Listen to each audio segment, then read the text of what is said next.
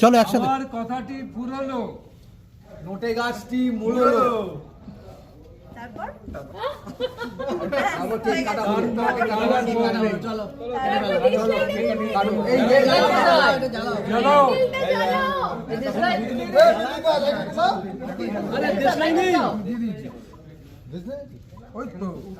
কি বলে প্রকাশ করতে কেন থাকে? আছি